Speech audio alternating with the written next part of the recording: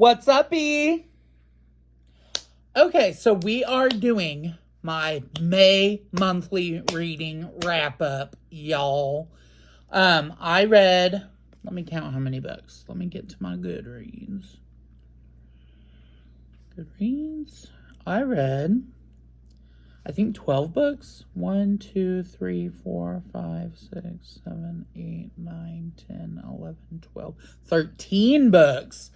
I am at 29 out of 30 books.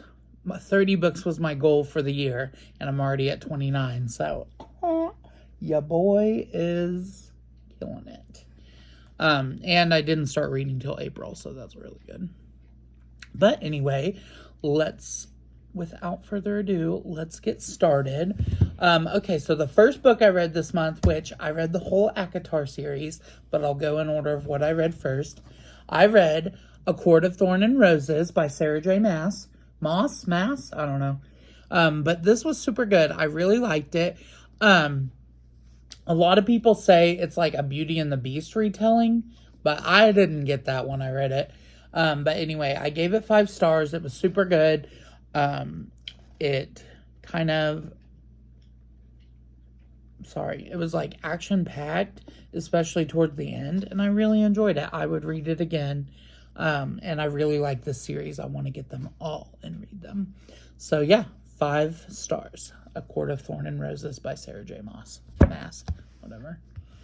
Okay, and then next I read A Quart of Mist and Fury, kind of a thickie. Let's see how many pages. I think it was 626.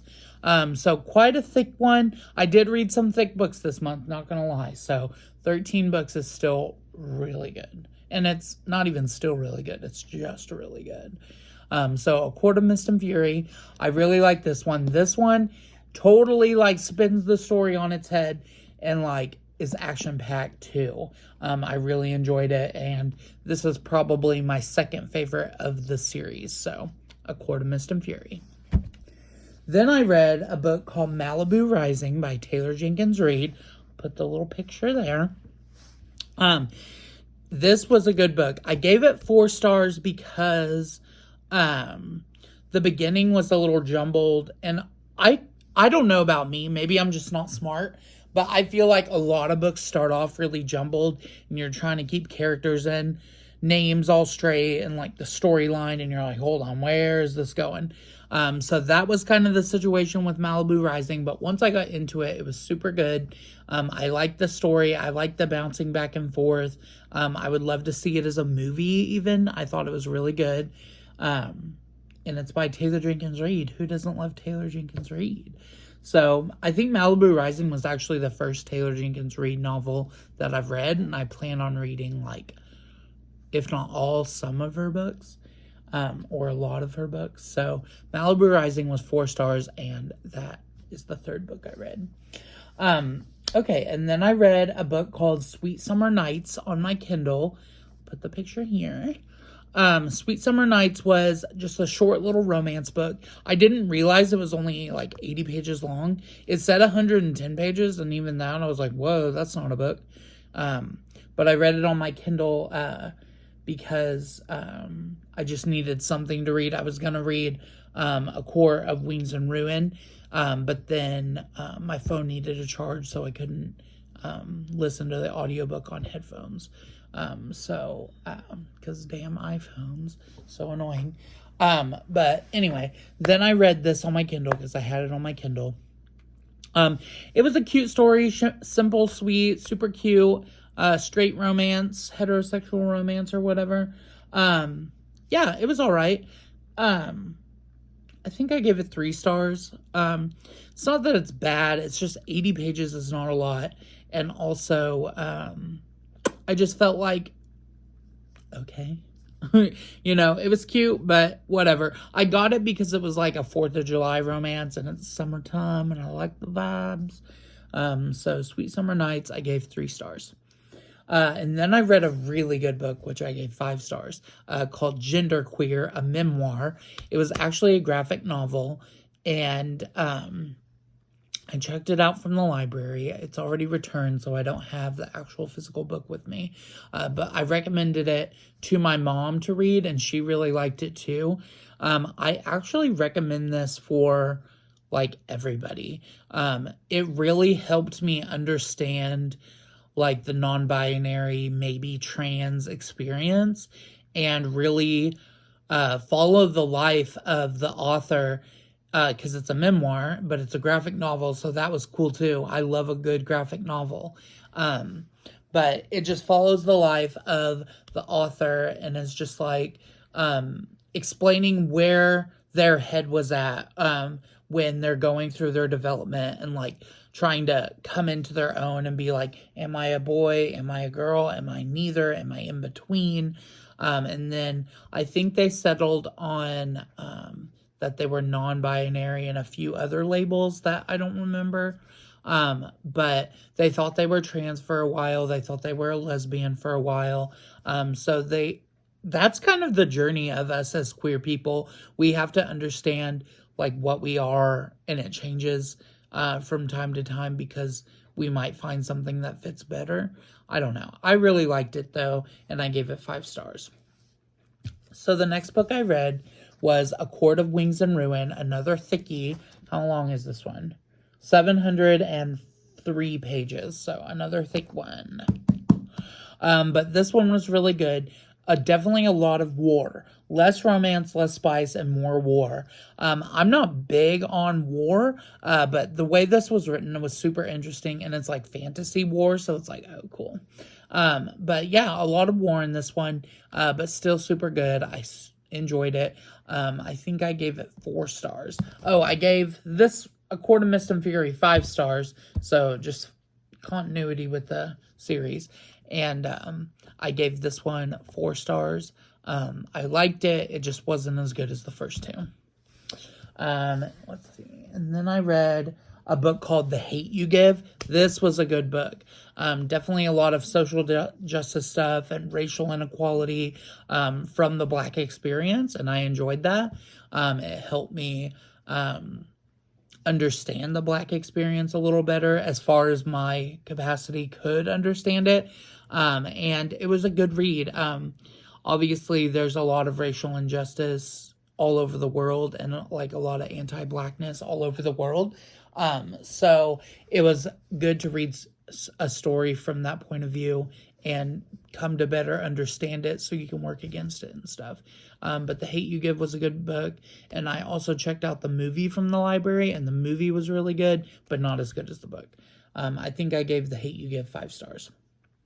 Then I read a book called The Stranger by Albert Camus. I guess it's Albert Camus, but Albert Camus, whatever, because he's French. But this was a book that a internet friend of mine had read, and he said it's his favorite book. So I was like, well, if it's someone's favorite book, obviously it's good. So I read it. I was a little disappointed in it. I was like, okay. It was a very bleak, but beautifully written for sure. I think I gave it 3 or 4 stars. I don't remember. But definitely not the best book. It was a short book. I don't regret reading it or anything, but probably won't read it again. Probably won't add it to my collection. It's one of those kind of like tortured soul, male indifference kind of books. And it kind of had a bleak ending, so I don't know. Then I read Carrie Soto is Back. Now, Carrie Soto by Taylor Jenkins Reid. Carrie Soto is a character, a small character in Malibu Rising, and then she gets her own book in the newest Taylor Jenkins Reid book, Carrie Soto is Back. It was about a professional women's tennis player who comes out of retirement to defend her title of having like the most Grand Slams or whatever ever. It was so good. I loved how competitive Carrie was. It just like, I was like, ooh, this is exciting. Just reading about like her training and like how competitive she was and stuff. And I just thoroughly enjoyed myself reading it. And I basically zoomed through it. I think I read it in 2 days, and it's about 300, 400 some pages. So, yeah, it was good. I gave it 4.5 stars. I could have given it 5 stars, but I think I gave it 4.5. On Goodreads, you can only do whole stars, but I wrote in my review that it was 4.5. Okay, and then I read A Flicker in the Dark by Stacey Willingham. This book had a lot of hype. It's a lot of people's favorites. A lot of people talk about it. My sister loved it. My friend Anna loved it. I did not love it. I felt like from paragraph to paragraph, it would like change settings and be like, now I'm talking about this. Now I'm talking about this. Now I'm talking about this. And that was a little bit like jarring. The twists were good, but overall, I was just kind of unimpressed with it. I know that's bad because like someone put a lot of effort into it. But I'm not like dying to read the next Stacey Willingham book. I gave A Flicker in the Dark 3 stars. Maybe 3.5, I don't remember. Okay, A Quart of Frost and Starlight by Sarah J. Maas. The 4th book, or 3.1, it's the 4th, in the Quart of Thorn and Roses series, ACOTAR. And I ended up giving this book a 3 stars. It's a 230-page book, you know. Not a lot of adventure or anything. It happens around winter solstice, so it's like the holidays for the Fae. So that was kind of cool to be like, oh, a holiday. And they exchange gifts, and all the gifts are really like expensive and extravagant and stuff. So that was cool. But this really sets up the book, sets the scene for the next book, which is my favorite in the series, A Quart of Silver Flames. This is the longest book in the series so far. I think it's 750 pages. Let me look. 757 pages. So this is the next book in the series. It was super good. I really enjoyed Nesta's point of view and all the spice and just the adventure she goes on. And the ending was brilliant. I absolutely loved it. My favorite in the series by far. 5 stars.